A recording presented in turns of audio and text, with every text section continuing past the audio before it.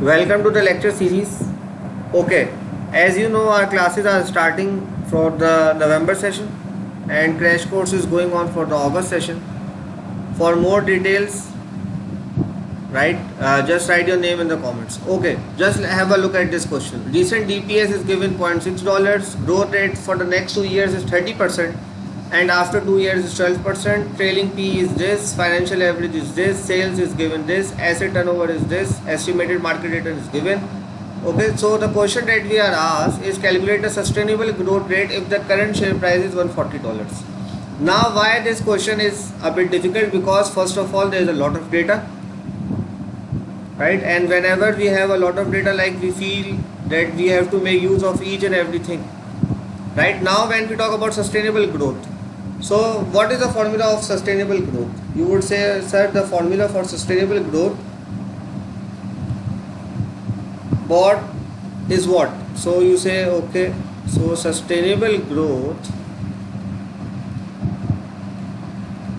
is equivalent to ROE into RR, or retention ratio. So I am writing it completely. This is known as like retention ratio or rate. Okay, but do we have the ROE or do we have the retention ratio for this or not? Right, for the retention ratio you would say, sir, let's start with this part first, because if you recall from the DuPont analysis, you would recall that you would be calculating ROE, because like asset turnover is given, sales, financial leverage, so it means that we have to apply some sort of DuPont analysis value calculations from this.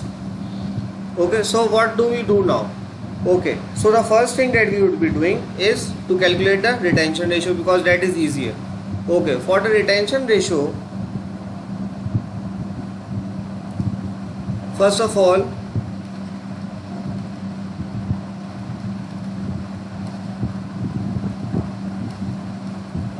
we have to calculate EPS, that is earnings per share.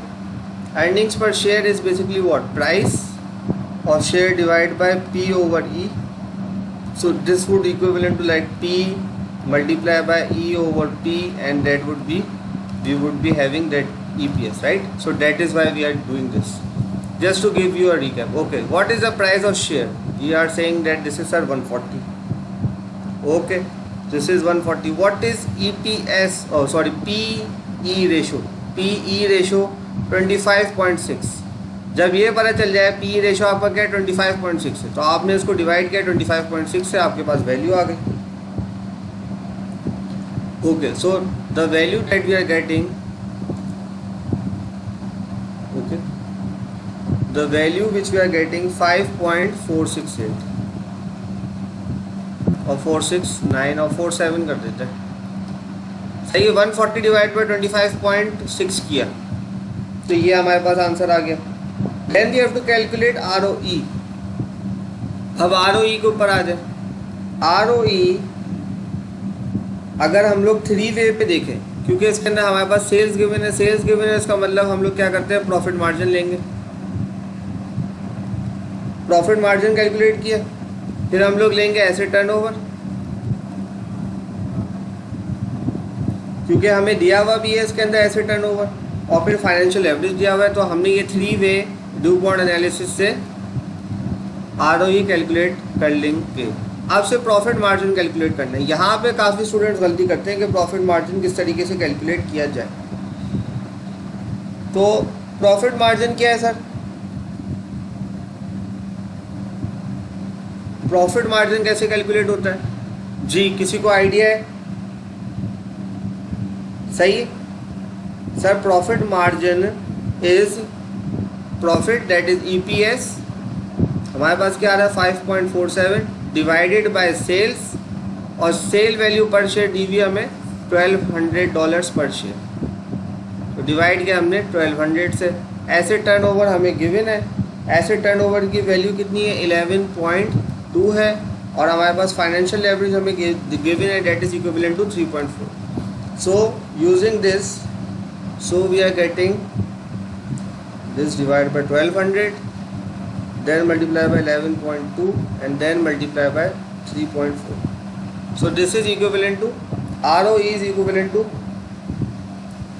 0.1735 और that is equivalent to 17.35%.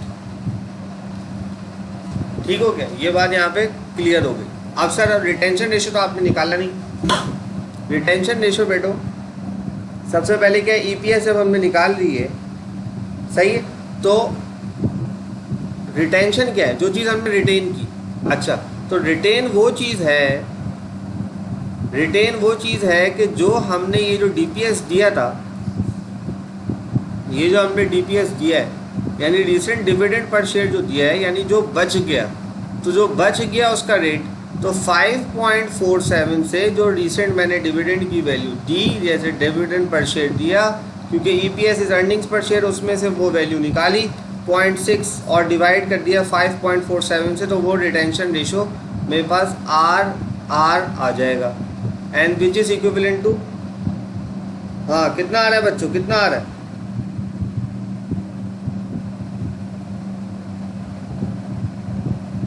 0.89. सही, इतना retain हम कर रहे हैं, ये retention rate हमारे पास आ रहा है. ठीक है, अब बोल रहे हैं सस्टेनेबल ग्रोथ निकाली जाए, तो सस्टेनेबल ग्रोथ का जैसे हमने ऊपर फॉर्मूला लिखा, अब हमारे पास इसके अंदर दोनों वैल्यूज़ मौजूद हैं. क्या है, दोनों वैल्यूज़ मौजूद हैं. तो एक वैल्यू कितनी है 89 या 89% हम कहेंगे इसको एक, और दूसरी हमारे पास है 17.35%. तो बेसिकली 0.89 आप निकाल लो 17.35% का, तो आपके पास आ रहा है ये 15.4% सस्टेनेबल ग्रोथ. इस तरीके के सवाल जो है काफ़ी मुश्किल होते हैं. क्यों मुश्किल होते हैं, क्योंकि इसके अंदर आपके पास अननोन्स काफ़ी सारे होते हैं और अब आप कहते हो कि मुझे सारी वैल्यू इस्तेमाल करनी है. ठीक है, इस चक्कर के अंदर जब आप सारी वैल्यू इस्तेमाल करने जाते हो तो कभी ये देखें आप, मैंने ये वाली वैल्यू इस्तेमाल नहीं की, ये वाली वैल्यू इस्तेमाल नहीं की. Students have a problem that we have to use all of these values in order to determine the answer, but you don't have to use all of these values, right?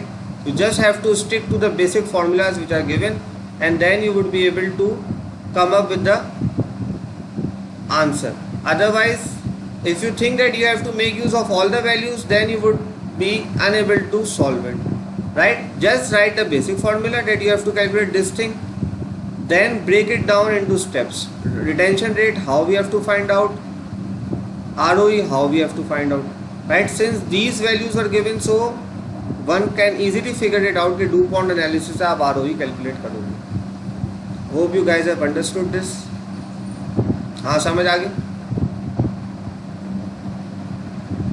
ठीक है.